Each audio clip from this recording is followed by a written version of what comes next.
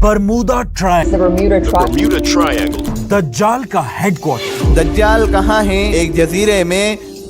शैतान का तख्त, शैतान का जो तख्त है ना, इब्लीस का। The Devil's Triangle, known as the Devil's Triangle. जहाँ से इल्यूमिनाटी के लोग पूरी दुनिया को कंट्रोल करते हैं, जहाँ से जो भी कश्ती गुजरती है वो डूबती नहीं बल्कि अचानक इस दुनिया से गायब हो जाती है। Ship was just missing in a hurricane. और सिर्फ कश्तियां नहीं बल्कि इस ट्रायंगल के ऊपर से कोई भी जहाज नहीं गुजर सकता। Where planes disappear from the sky in आखिर इस आइलैंड में ऐसा है क्या जिसकी वजह से इसे दुनिया का सबसे खतरनाक एरिया कहा जाता है? the deadliest, most dangerous and deceptive location on और क्या वाकई में यहाँ दज्जाल, शैतान और illuminati I would say there's some kind of a anomaly going on down there.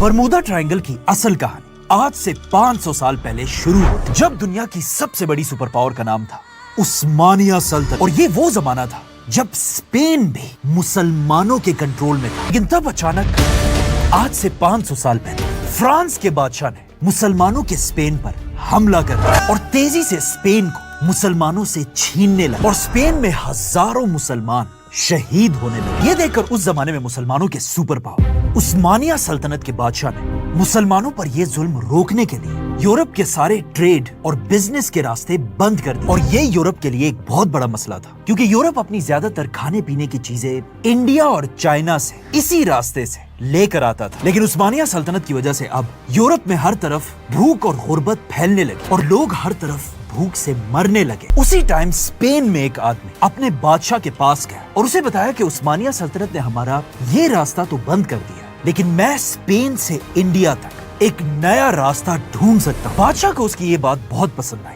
और ये आदमी 3 बड़ी बड़ी कश्तियों के साथ पहली बार स्पेन से उल्टी साइड पर रवाना हुआ। इस आदमी का नाम था क्रिस्टोफर कोलंबस, जिसे उस वक्त इस बात का पता तो नहीं था, लेकिन वो पहली बार एक नई दुनिया अमेरिका की तरफ बढ़ रहा था। जब कोलंबस अमेरिका की तरफ बढ़ रहा था, अचानक कोलंबस ने एक दिन आगे का रास्ता जानने के लिए अपना कंपास निकाला, जो अब तक तो बिल्कुल ठीक काम कर रहा था। लेकिन जैसे ही कोलंबस की कश्तियां बरमूदा ट्रायंगल के अंदर घुसी, अचानक उसका कंपास हिलने लगा। और ये सब सिर्फ मैं नहीं कह रहा, बल्कि ये सारी कहानी कोलंबस ने खुद अपनी डायरी में लिखी है। कोलंबस इसमें लिखता है कि जैसे ही हम इस नए इलाके पहुंचे, अचानक मेरा कंपास अजीब तरह हिलने लगा और जब मैंने ऊपर देखा, दूर से मुझे आसमान और समंदर के दरमियान एक रोशनी नजर आई। अब कोलंबस तो किसी तरह बरमूदा ट्रायंगल से सेफ निकलकर अमेरिका पहुंच गया, लेकिन कहा जाता है कोलंबस वो पहला और आखिरी आदमी था जो बरमूदा ट्रायंगल से